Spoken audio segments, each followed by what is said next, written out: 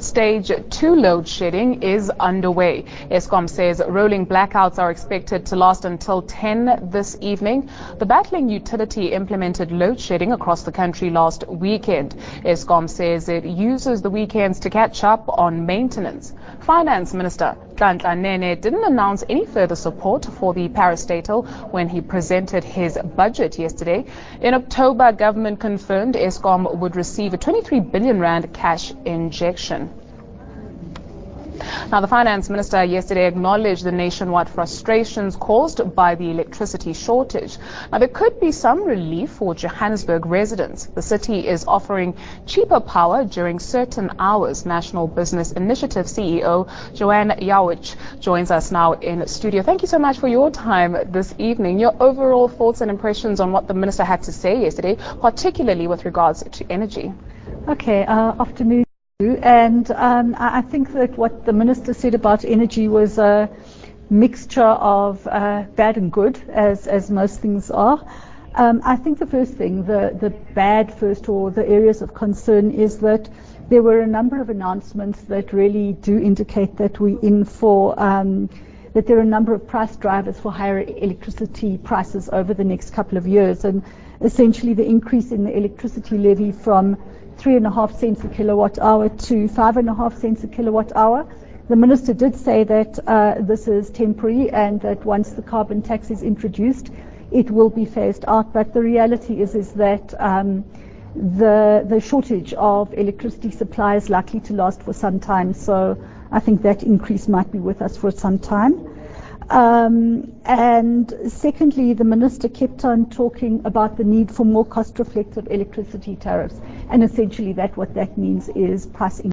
What will all these increases, or rather the real impact that they'll have on Eskom and other energy suppliers be?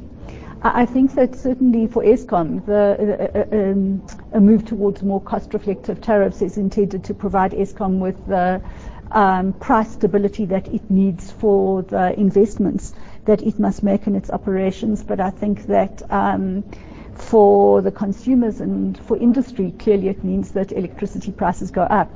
I think the third thing is the issue of the carbon tax and the question of what its impact will be. Its legislation is going to come in, be published for comment this year, and the intention is to implement it in 2016. And I think there as well, because Eskom is likely to pass the impact of that onto the consumers again, I think there is a concern about rising prices. On the consumer focus, the city of Joburg is trying to make consumers' lives a little bit easier. This electricity according to the day of use and charging you according to the time of day that you use electricity. What does that mean? Okay, I think that where we sit with a country that doesn't have enough electricity, and in the residential areas in particular, electricity is used at peak hours. So we use electricity early in the mornings and in the evenings. And a lot of our challenges about managing supply in a situation where there is a constraint on that is that those peaks then demand huge electricities available for a short period of time.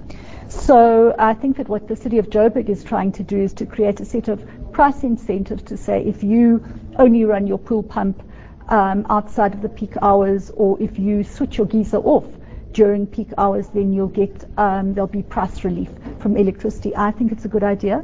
Like it or not, as a country, we historically use electricity, and being able to cut back on non-essential uses during peak hours can only have a beneficial impact on the country, because I think that fundamentally what we want to ensure is that we don't need to load shed in the way that we are at the moment. Will this at all affect prepaid electricity users? Because it is a time of use tariff, it's not about how you pay, it's about when you use it. Yes, it will. So I think that's potentially a good thing. And there's a lot of value, and they're very easy ways for consumers and for industry and the commercial sector to reduce the electricity usage.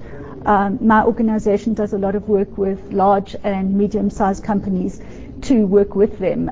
We provide free services and subsidized services so that we can help companies to understand what it is possible for them to do, so that they reduce the amount of electricity they use, reduce their costs, but can keep production going. So I think that's where we're headed as a country. We all have to play our part. Thank you so much, Joanne, for your time this evening. That was Joanne Yawitch from the National Business Initiative.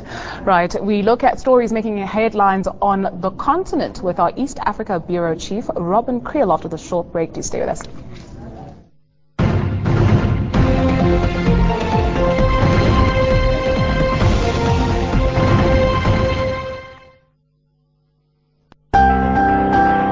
Businesses aren't looking for a part-time bank.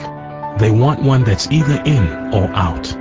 What's really important is who's there, standing beside you, ensuring that the challenges ahead are never greater than the support behind you. Whatever your needs, we'll be there, opening doors